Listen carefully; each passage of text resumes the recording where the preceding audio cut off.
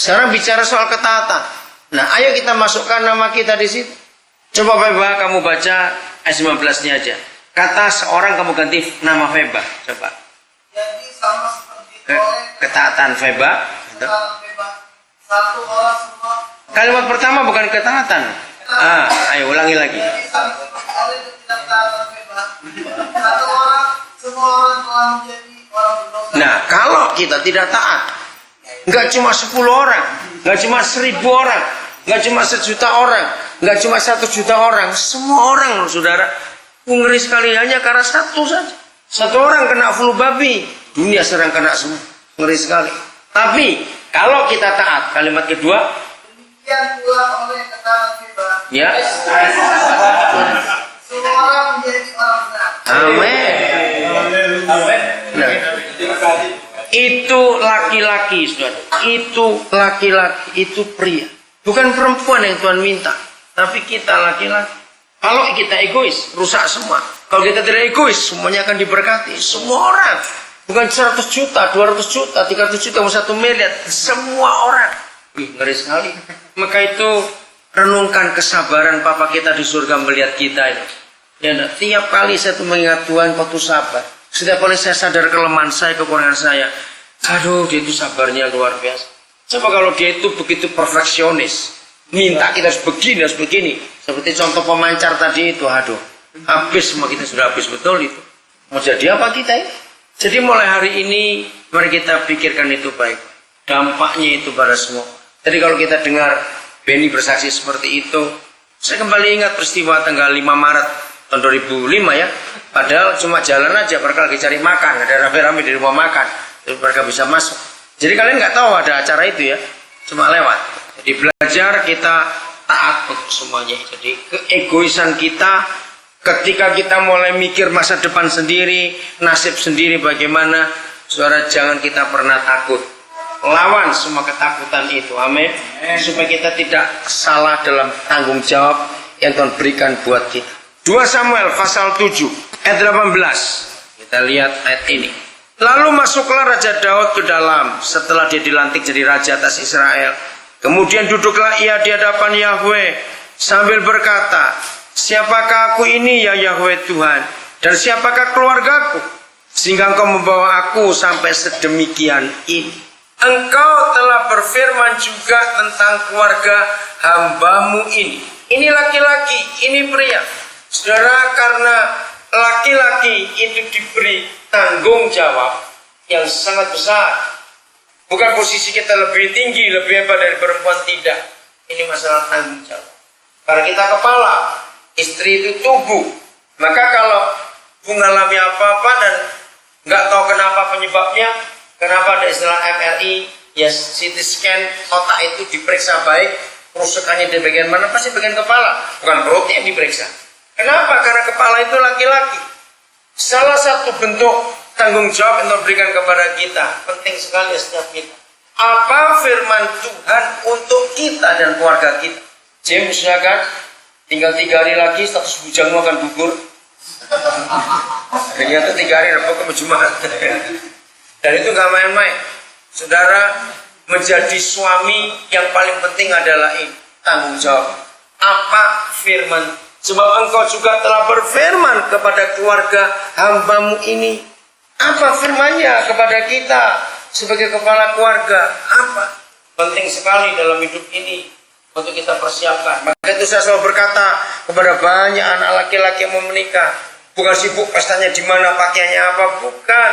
Kamu harus sibukkan diri. Tuhan bicara apa kepada kamu? Dan untuk keluargamu ini mau dibawa kemana? Karena firman ini, kalau kalimat ini berkata, sebab itu engkau juga telah berfirman tentang keluarga hambamu. Saudara, kalau negara, inilah garis-garis besar lalu negara itu. Ya, aturan-aturan dibuat oleh negara ini mau dibawa kemana?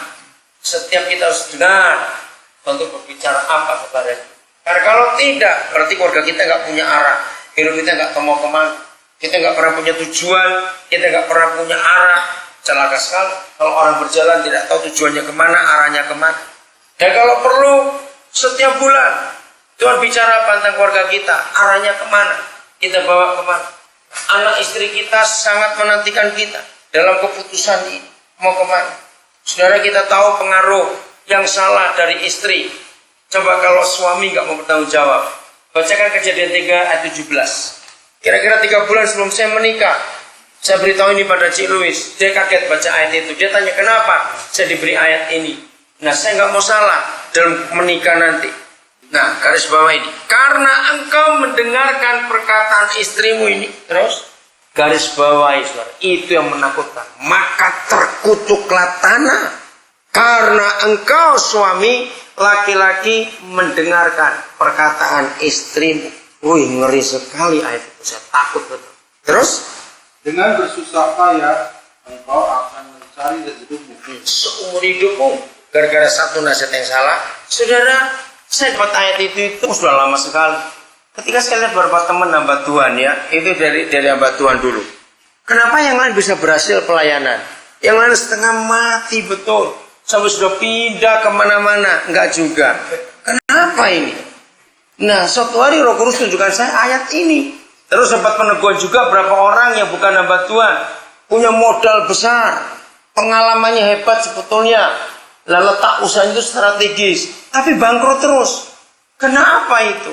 Nah, setelah firman ini datang, saya menggunakan ayat ini untuk tanya. Coba, siapa yang jadi pemimpin di rumah tangga? Maka itu setan selalu memberikan istri dominan. Istri yang lebih ngatur semuanya. Hati-hati. Bukan berarti kita harus menjajah istri kita. Tidak.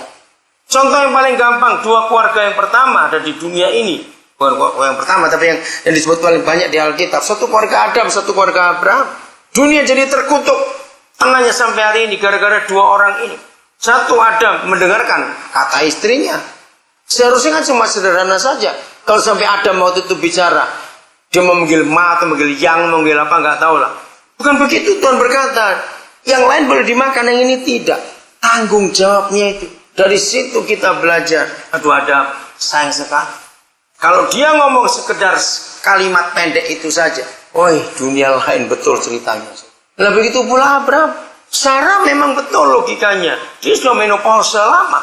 Dan sebagai istri dia tahu suaminya. Nggak lama lagi sudah impoten, ini selesai sudah. Nah dia berpikir.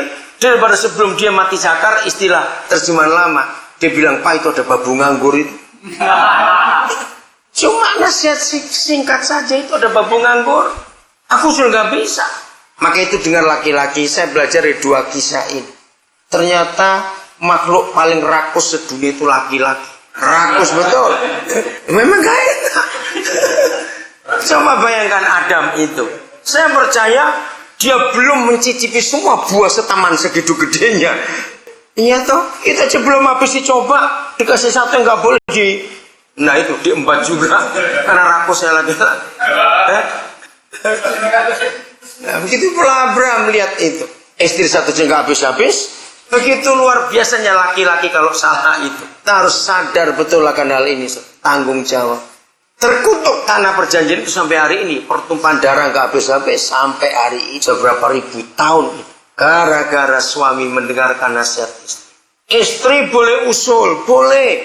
Jangan kita bungkam mulutnya. Jangan ngomong. Wah celaka sekali suami seperti itu. Ya, nah, istri boleh usul. Tapi tetap keputusan ada pada kita. Masalahnya kalau kita sering pusing. Gak bisa ambil keputusan. Ya terserah kamu aja. Mau celaka lagi. Bilang terserah kamu.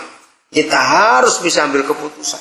Minta hikmat Tuhan. Maka itu penting saling mendengar suara Tuhan. Apa firman untuk kita dan keluarga kita. Ke arah mana kita melangkah. Saudara, garis-garis besar haluan keluarga kita. Kalau saya pakai istilah itu. Itu kan menentukan arah anak-anak kita akan kemana. Karena kalau kita nggak punya arah. Anak kita pun terserah. Oh, celaka sekali. Kalau sampai anak-anak kita dengar kita berkata terserah. Ingat. Dalam 1 Tesalonika pasal 2. Penasihat itu bukan di istri. Tapi di suami. Bukan pada ibu, tapi pada ayah. Itu penasihat. Maka itu hati-hati dari mulut kita berkata terserah kepada anak-anak kita. Dia akan pegang betul kata-kata itu. Usahakan bisa memberi jawaban pada anak-anak. Walaupun pendek. Kalau toh kita belum siap, bilang tunggu. Nanti papa doa dulu atau papa mikir dulu. Jangan bilang terserah. Itu berbahaya sekali. Kita berikan arah pada anak-anak itu. Kita harus tahu Tuhan bawa kita, keluarga kita itu kemana. Dan apa dampaknya ketika Daud mendengar suara Tuhan? Itu saya paling indah, paling kagum. Saudara, maka itu saya sering berkata kepada